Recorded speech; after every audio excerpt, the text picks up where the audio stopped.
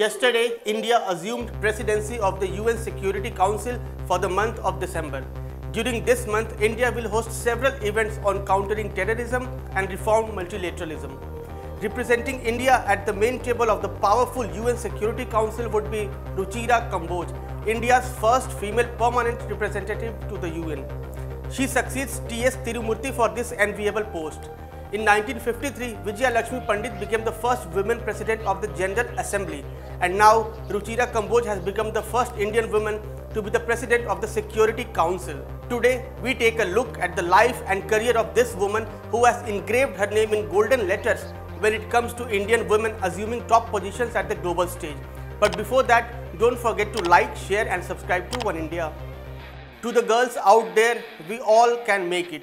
She had tweeted this when she took over as the first Indian woman permanent representative of India to the UN in August.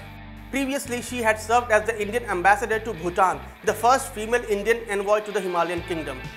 She had also served as the Indian High Commissioner to South Africa and the Kingdom of Lesotho between 2017 to 19. Born in Lucknow, her career in foreign and diplomatic policies come with a passion that she has had since a very young age. Being the daughter of an army officer, she attended school in different cities in Delhi, Baroda and Jammu. After completing her formal education, she appeared for civil services in 1987, in which she topped the women's list. She was also the first ranker of her IFS batch. From 1989 to 91, she was posted as third secretary in the Indian Embassy in Paris. In 1991, she returned to Delhi and served as Under Secretary in Europe West Division of the MEA. During this time, she also handled India's relationship with the Commonwealth nations. Then, she served as First Secretary and the head of Chancery at the Indian High Commission in Mauritius in 1997. She has an extensive experience dealing with political issues, peacekeeping, crisis and other areas, as she was posted at India's permanent mission to the UN from 2002 to 5. She was also an integral part of the G4 team which worked on reform and expansion of the UN Security Council upon the release of the Blue Ribbon Panel report by Secretary General Kofi Annan in 2014. During 2011 to 14, she became the first woman diplomat to hold the position of India's Chief of Protocol. As Chief of Protocol, she supervised numerous high-profile visits of India's President, Vice President and Prime Ministers.